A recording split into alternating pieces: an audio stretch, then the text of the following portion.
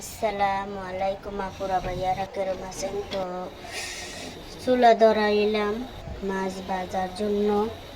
তো মনে করেন কাতলা মাছ দিয়া রান্না করব আজকে। আপনার ভাইয়ে টাটকা বড় একটা কাতলা মাছ আনছে, তো ভাবলাম যে কাতলা মাছ ভেজে নিই, ভালোভাবে ভেজে সুন্দর করে লাল করে ভেজে তার বাদে রান্না করব। তো ভাবলাম আপনাদের সাথে একটু শেয়ার করি। তো সবুজ আপনাদের সাথে শেয়ার করি, ভাবলাম যে কাতলা মাছ রান্না করব, আপনাদের একটু দেখাই, তারপরে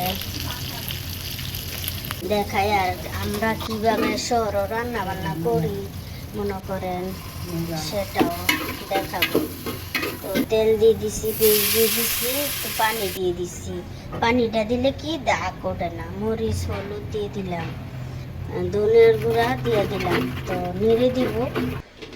তার বাদে এই যে কপি দিয়ে আলু দিয়া এই যে কাতলা মাছ রান্না করবো ডাইকে দিলাম। তো আবারও নেড়ে দিব ভালোভাবে, একদম নেড়ে চেড়ে পানি দিয়ে দিলাম।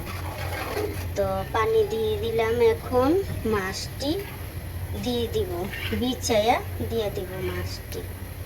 তো আপনারা কিভাবে কপি দিয়ে রান্না করেন না অন্যভাবে রান্না করেন কমেন্টসে দেখায়েন আপনারা। তো আমার ভিডিও যারা দেখেন, আমার যে ভালোবাসেন, তারা একটু আমার একটু হেল্প করেন, ফলো দিয়েন। তো ভিডিওটা কেমন লাগলো লাইক কমেন্ট শেয়ার করেন।